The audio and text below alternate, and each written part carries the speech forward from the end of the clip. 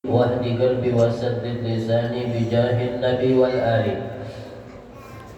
Amma ba'du, kita bersyukur kepada Allah Subhanahu wa taala atas segala limpahan rahmat, taufik dan hidayahnya sehingga sampai saat ini kita diberikan kesempatan oleh Allah taala untuk berkumpul di dalam majlis ilmu. Mudah-mudahan perkumpulan kita pada malam hari ini adalah perkumpulan yang menyebabkan dosa-dosa kita diampuni oleh Allah taala.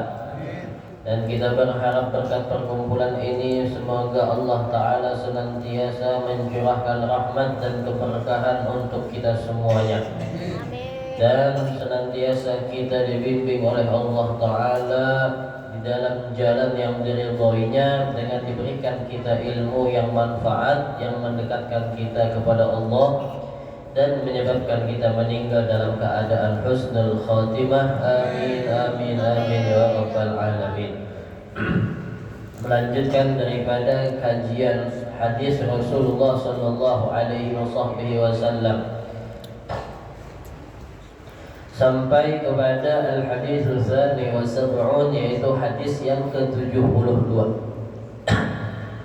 An Ibn Umar wa Aisyah radhiyallahu anhuma qala Rasulullah sallallahu alaihi wasallam ma zala Jibrilu yusini bil jari hatta dhanantu annahu sayuwarrithu. Muttafaqun alaih.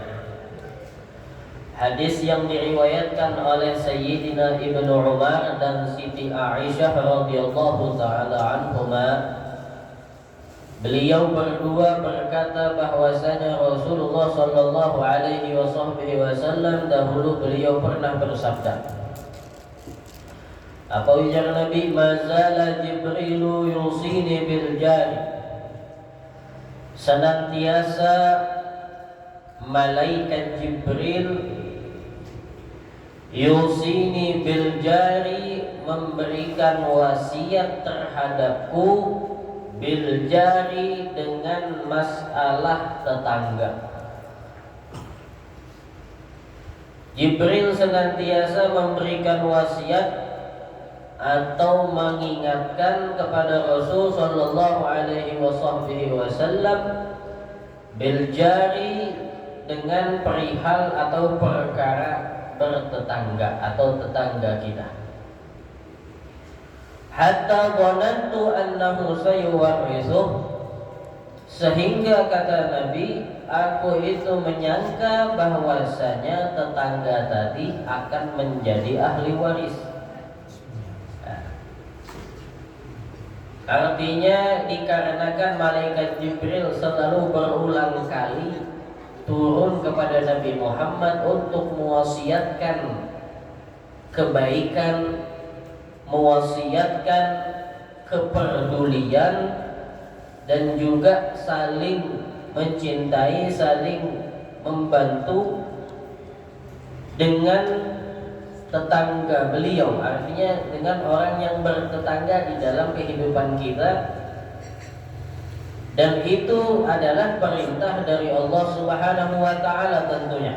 Bukan Jibril, tapi Allah yang memerintahkan untuk menyampaikan kepada Nabi Muhammad tentang kewajiban kita di dalam memperhatikan tetangga kita. Dikarenakan saking seringnya wasiat itu disampaikan oleh Jibril, sampai kata Nabi, aku itu menyangka bahwasanya tetangga itu nantinya akan menjadi ahli waris.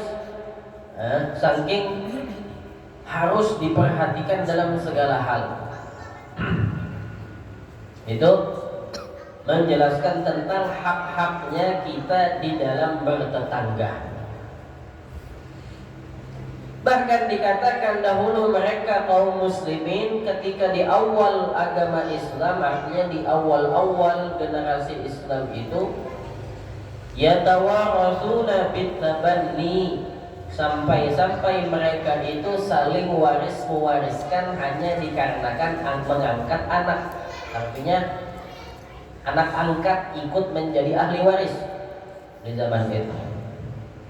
Akan tetapi itu sudah dinasakh, artinya sudah dihapus dengan ayat mawaris yang ada di dalam suratul Nisa, sehingga anak angkat itu tidak lagi masuk dari golongan ahli waris. Termasuk anak angkat di antara sahabat yang diangkat oleh Nabi itu adalah Sayyidina Zaid bin Harithah. Makanya ketika Nabi mengangkat Sayyidina Zaid bin Harithah menjadi anak angkatnya, diasuh di dalam rumah Nabi, itu ditegur oleh Allah Ta'ala sehingga tidak berlebihan, seakan-akan anak angkat kayak anak kandung. Maka dikatakan dalam firman Allah Ta'ala, maka Muhammadun aba ahadim rijalikum, bukanlah Nabi Muhammad itu ayah kalian, walakin Rasulullah wa khataman nabiyyin, tapi beliau adalah Rasulullah dan penutup daripada segala nabi. Yang dimaksud di dalam hadis ini adalah pentingnya kita berbuat baik atau memberikan perhatian yang besar kepada tetangga kita. Sebagai nama Nabi itu sering diingatkan oleh malaikat Jibril. Sampai saking pentingnya kita memperhatikan orang yang ada di sekitar kita, yaitu tetangga kita, di lingkungan kita, sampai-sampai ujar Nabi, aku mengira inya itu akan jadi ahli waris. Nah, sampai artinya sebegitunya kita itu harus memperhatikan tetangga kita.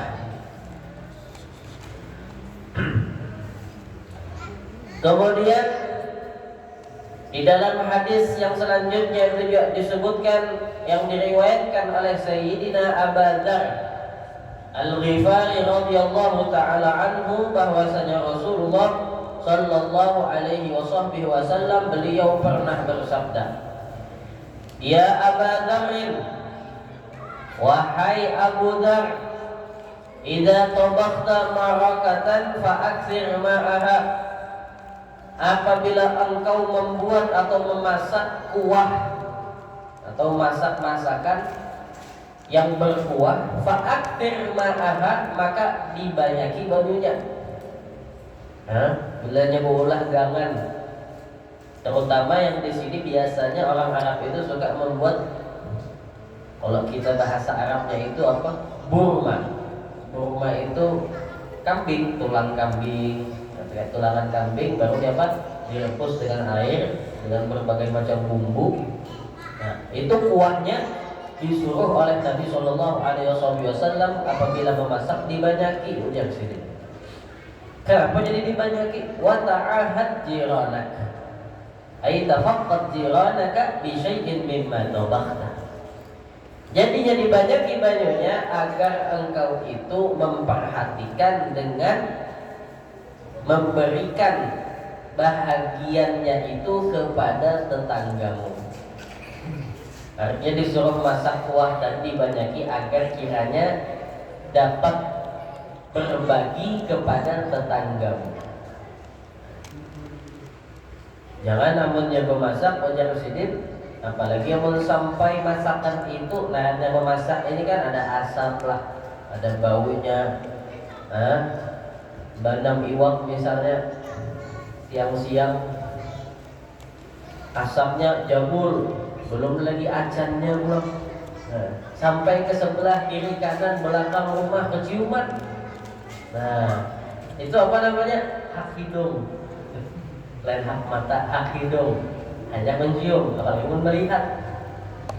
Maka apa?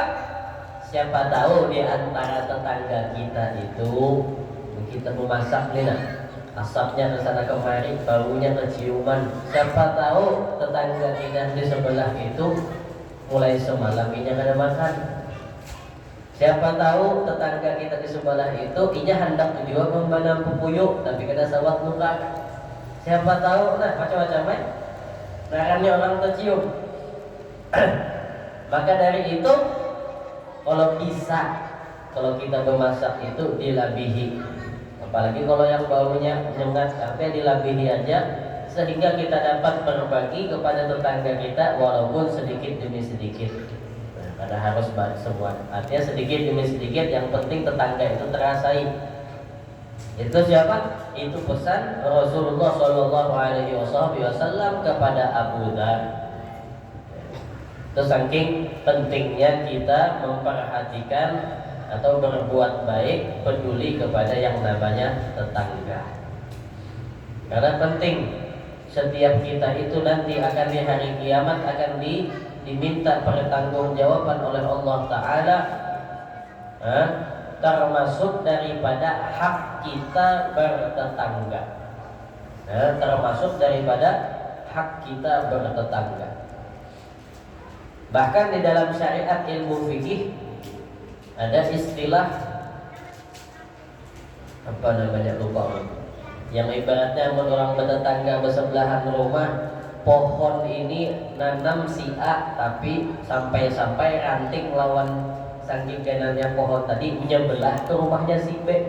Itu ada aturannya, ada hitungannya. Ada asal aja kita bertanam pohon mangga atau pohon rambutan, tiba-tiba nyeganam, lalu misalnya sampai membeludak artinya menyebar ke tetangga yang lain pohon itu, apalagi sampai ke larasnya, daunnya guguran di situ. Nah, itu ada hitungannya, ada hak yang harus dipertanggungjawabkan. Dibahas di dalam fikih muamalat. Itu saking apiknya agama Islam ini. Jadi tetangga ini merupakan salah satu yang akan juga dituntut oleh Allah Subhanahu wa Ta'ala nanti di hari kiamat. Ini banyak yang ditanya, selain kepala rumah tangga akan bertanggung jawab kepada orang yang di dalam tanggungan nafkahnya, anak, bini. Kemudian lagi ada juga nanti pertanggungjawaban antara persahabatan, nanti orang berkawan. Tidaklah bertemu antara dua saudara seagama kecuali setelahnya berpisah. Itu nanti akan ditanya oleh Allah Ta'ala, apa aja kuhani kamu? Jika melawan inya bertamu apa digawi? Yang beti orang, menggibah orang, atau apa, itu semua akan ditanya oleh Allah Ta'ala. Antara bos dengan anak buah, pemimpin dengan rakyat, termasuk kita dengan tetangga. Makanya di dalam kitab lain itu ada pembahasan tentang al-huquq 'alal jami', yaitu hak-hak yang wajib kita jalankan, penuhi kepada setiap orang yang menjadi tetangga kita. Bahkan terhadap tetangga itu bukan hanya sekedar tetangga yang muslim, namun hukum tetangga di sini umum. Tetangga di sini baik inya muslim atau inya kafir, tetap kita berbuat baik kepadanya. Karena urusan inya kafir, inya lain Islam, tetap wajib bagi kita memperhatikan dan berbuat baik kepada mereka. Bahkan siapa tahu dengan sebab berbuat baiknya kita kepada mereka dapat menyebabkan hidayah masuk ke dalam hati mereka. Karena kepedulian kita, karena perhatian kita, artinya ini memandang bahwasanya Islam itu memang wujud indah, artinya baik.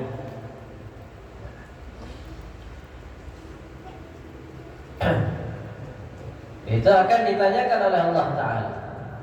Kemudian juga kita pun harus ketika memilih suatu tempat atau ingin bermukim di suatu tempat itu harus memperhatikan yang namanya istilah tetangga. Makanya di dalam peribahasa orang Arab itu mengatakan al-jaru qabla dar. Tetangga dulu baru bertajak rumah. Pahamlah?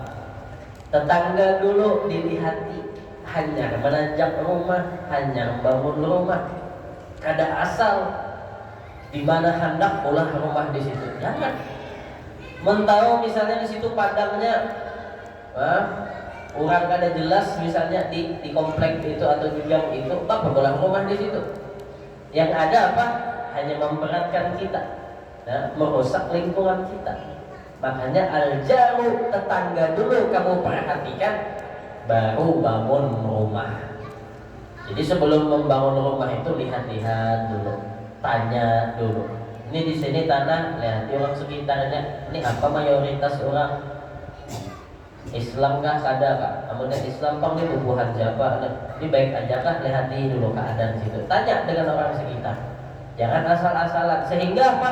Sehingga kita juga kada terbebani. Karena serba salah kalau kita sudah bertetanggaan, kemudian tetangga kita misalnya jahat lawan kita, tetangga kita usil lawan kita, tetangga kita mahaur lawan kita, maka kita di antara hak kita sebagai tetangga yang diusili, yang diganggu apa? At-tahammul, yaitu sabar. Tidak boleh kita membalas. Sabar atas gangguan tetangga yang buruk, pahalanya besar. Nah, tapi daripada kita tidak mampu untuk melakukan itu atau merusak lingkungan rumah kita yang ada di situ, lebih baik kita tidak bertetangga dengan orang yang semacam itu. Kemudian lagi di dalam hadis tersebut adalah di mana anjuran untuk berbuat kebaikan kepada tetangga kita. Siapa bilang tetangga itu apakah yang tinggal rumah aja? Tetangga itu di dalam istilah ilmu syariat, ilmu fikih, yaitu adalah ada yang mengatakan 20 rumah ke depan dari rumah kita, 20 rumah ke belakang dari rumah kita, 20 rumah ke samping kanan, dan 20 rumah samping kiri. Itu tangga namanya. Jadi kadang mesti harus berhinggaan aja. Ulun kada bisa tetangga aja, kenapa? Rawa dihiga. Kada, intinya bila ada rumah hitung aja sampai 20 sebelah kanan itu tetangga kita semua. Mbah kalau misalnya mau kayak itu muka belakang kiri kanan amun ulun memasak iwak atau gaman kada kemasakan udah dibagi. Nah, siapa yang diutamakan? Utamakan al-aqrabuna aula bil ma'ruf. Orang yang paling dekat itulah yang paling berhak mendapatkan kebaikan. Kawannya hanya hingga kiri kanan aja, ya sudah kiri kanan aja yang dapat. Atau muka belakang aja, atau siapakah yang teparak yang kawan kita balik, kita balik. Karena begilir pulang misalnya, esok-esok yang di sana pulang. Sehingga dengan perbuatan baik semacam itu timbullah yang namanya mahabbah wal ulfah, yaitu kasih sayang dan cinta. Rakat jadinya bagus, ya kan? Mau satu gang ini aja dah kayak itu. Maka akan jadi apa? Rakat dan kasih sayang cinta itu tersebar, saling membantu, bahkan saling membahu lain yang lain, satu sama yang lainnya.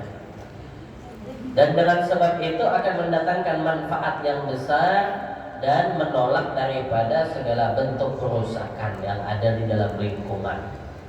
Sebab apa? Sebab tadi saling memperdulikan.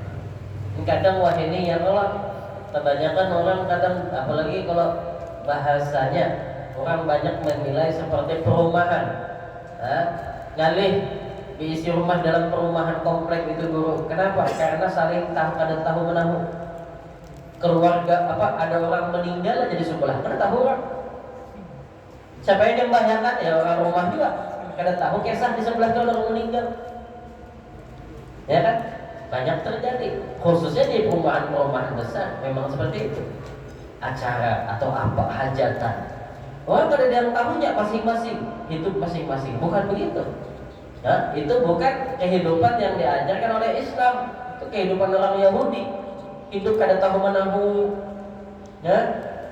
kada hendak kenal dengan orang tetangga sebelah, kada boleh gitu. Kita ini masuk surga kada sorangan. Masuk surga beimbayan banyak. Orang kada tahu menahu di dunia lawan orang lain. Ayo, apa yang di sana? Kada bepatuhan, kada pernah. Kenapa kita harus begitu? Saling berbuat baik, saling bantu-membantu. Karena kita ini sama-sama saling membutuhkan yang namanya kebaikan dan syafaat nanti di hari kiamat.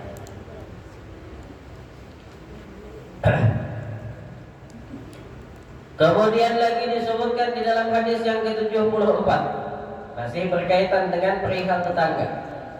Nabi Hurairah radhiyallahu anhu, dari Sayyidina Abu Hurairah bahwasanya Nabi sallallahu alaihi wasallam beliau bersabda, wallahi la yu'min, wallahi la yu'min, wallahi la yu'min. Nabi Shallallahu Alaihi Wasallam beliau bersumpah atas nama Allah sebanyak 3 kali.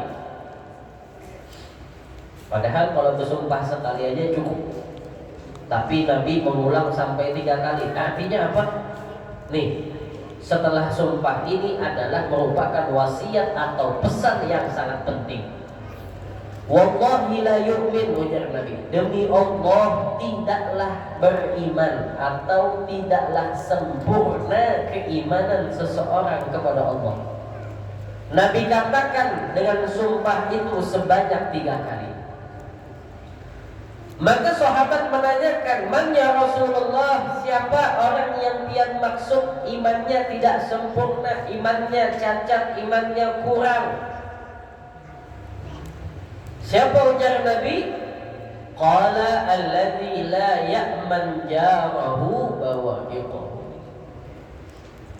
Tidaklah sempurna iman seseorang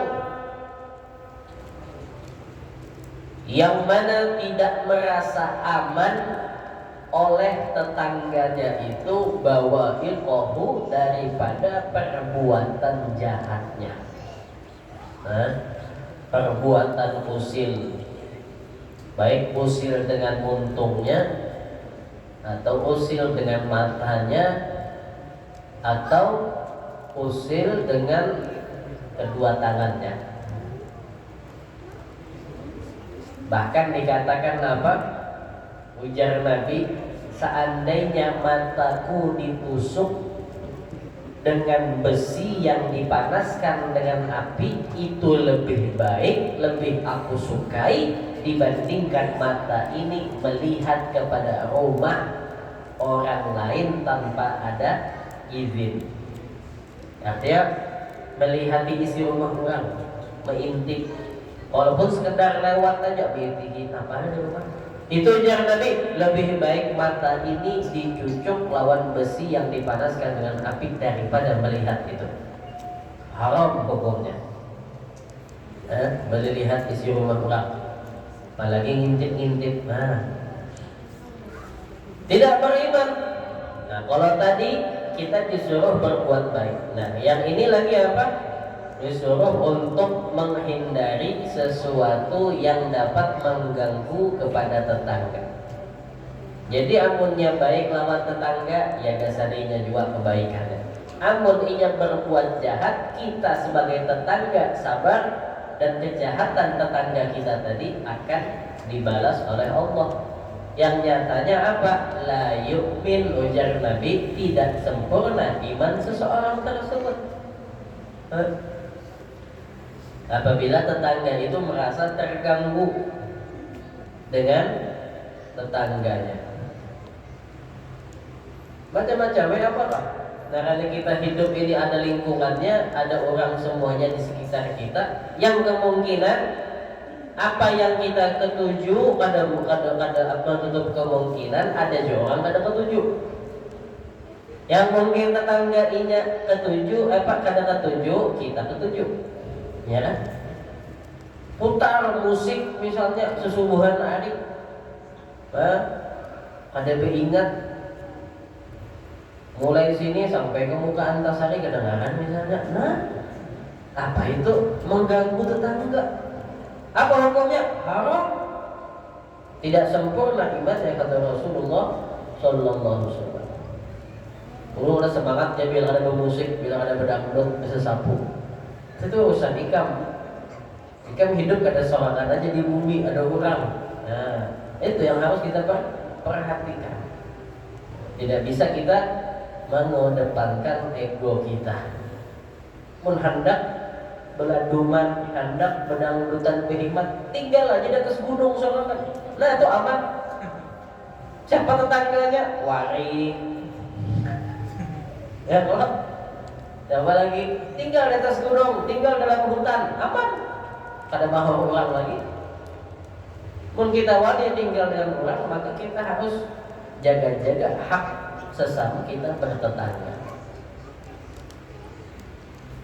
Pokoknya apa aja daripada perkataan dan perbuatan yang dapat mengganggu tetangga kita itu diharamkan di dalam agama kita. Apa aja, walaupun hal sepele, misalnya apa? bekas sabun kah atau apakah tak sebelah rumah orang. Jangan dianggap remeh. Kita menganggap biasa, belum tentu orang biasa, bisa jadi luar biasa besar perkaranya ya. Nah,